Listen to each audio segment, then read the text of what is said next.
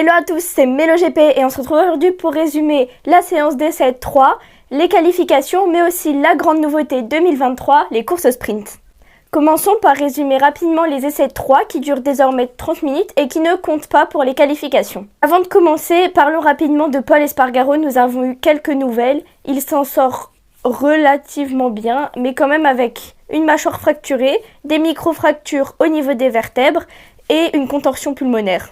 Parlons maintenant des quelques chutes qu'il y a eu durant ces essais 3. Il y a notamment eu Marini, Pecco Bagnaia et Enea Bastianini qui ont fait des petites chutes sans grosse gravité. Parlons maintenant de notre Français Fabio Quartararo qui a fait une magnifique séance d'essai et qui a testé de nouveaux ailerons et utilisé un pneu médium, ce qui lui a plutôt bien réussi puisqu'elle a terminé avec le deuxième chrono.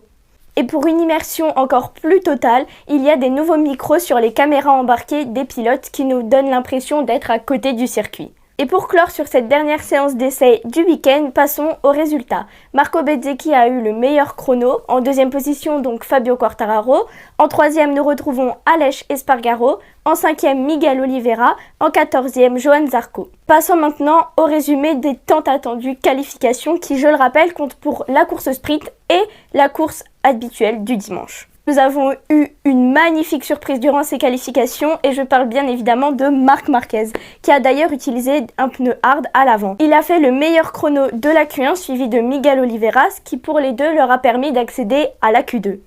Place à la Q2 qui était exceptionnelle. Il y a eu deux petites chutes, celle d'Aleix Espargaro et de Jack Miller, mais le plus important c'est les résultats et les chronos qui étaient juste exorbitants. Et celui qui partira deuxième à la course sprint, mais aussi le dimanche à la course habituelle est Pecco Bagnaia, suivi de Jorge Martin.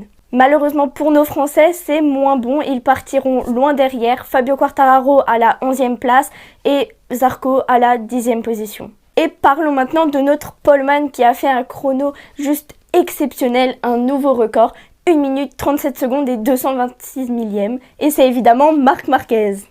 Et à propos de Marc Marquez, je vous demande d'être respectueux dans les commentaires. Je sais qu'il y en a certains qui sont relativement contrariés par la pole position de Marc Marquez, mais on peut débattre évidemment, mais sans critiquer les pilotes.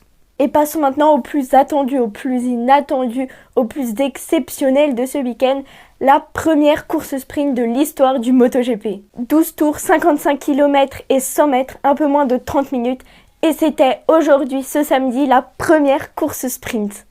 Et évidemment, qui dit course, dit chute à force, on le remarque surtout ce week-end. Et il y a eu 5 chutes, celle de Augusto Fernandez, Joan Mir qui en voulant dépasser Fabio Quartararo par l'intérieur, l'a fait pas mal bouger, ce qui lui a malheureusement fait perdre beaucoup de place.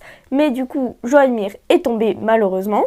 Mais il y a aussi eu la chute de Bezzecchi et un accrochage entre Enea Bastianini et Luca Marini. D'ailleurs, Bastianini a été envoyé au centre médical et on espère évidemment qu'il se remettra le plus vite possible pour revenir en pleine forme demain.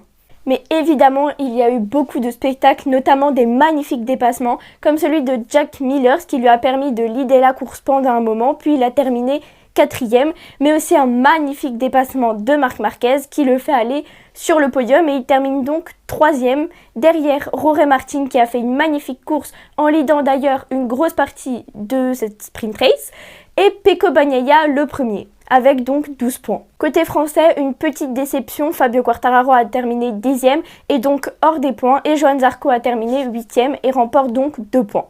Et voilà pour le résumé de cette journée samedi 25 mars, une journée historique dans le monde du MotoGP. N'oubliez pas de liker et de vous abonner et à demain pour la course.